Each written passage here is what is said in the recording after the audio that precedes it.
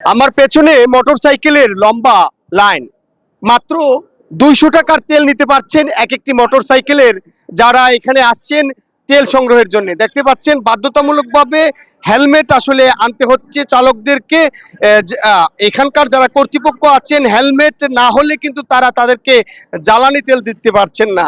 আমরা এখানে কেবলমাত্র এই ফিলিং স্টেশনে পেট্রোল দিচ্ছেন এমনটাই দেখতে পাচ্ছি, অকটেন কিন্তু আসলে দেয়া হচ্ছে না।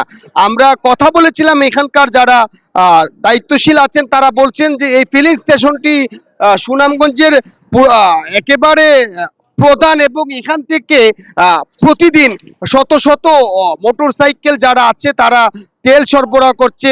এখানে শুধু সুনামগঞ্জ সদর নয়, সুনামগঞ্জের আরো যে পার্শ্ববর্তী যে বিশম্বরপুর, তাহেরপুর সহ অন্যান্য এলাকার মানুষও এখান থেকে তেল সংগ্রহ করেন। কিন্তু শুধু তাদের যে সরবরাহ এখন পর্যন্ত যেগুলো আছে, তারা যেহেতু সরবরাহ তারা কম পাচ্ছেন ডিপো থেকে, তাদের চাহিদা অনুযায়ী তেল পাচ্ছেন না, এ কারণেই তারা মাত্র 200 টাকার জ্বালানি দিচ্ছেন। আজকে তাদের কাছে অকটেনের সরবরাহ নেই, এ কারণে তারা কেবল পেট্রোল দিচ্ছেন। আমরা কথা বলার 200 টাকার তেল একদিনে যায় না।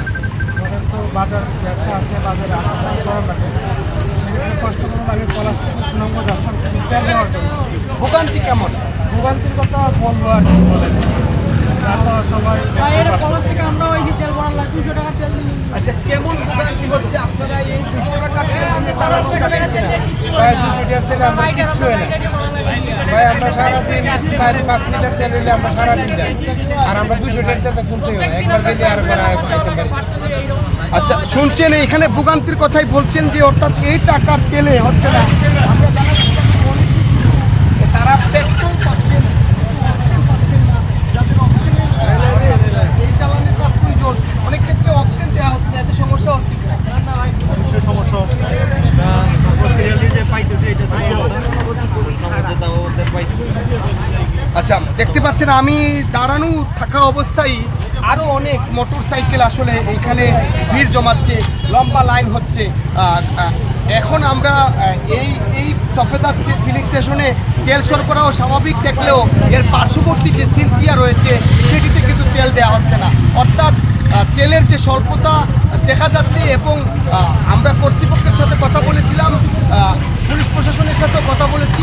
পুলিশ এই জায়গাটাতে দায়িত্ব পালন করছে, তারা যাতে কেউ কৃত্রিমভাবে মজুত না করে সেই ক্ষেত্রে কড়াকড়ি নিয়ে এসেছে। জেলা প্রশাসনের পক্ষ থেকেও এটি মনিটরিং করা হচ্ছে। তবে ভোগান্তির মাত্রা কিন্তু বাড়ছে।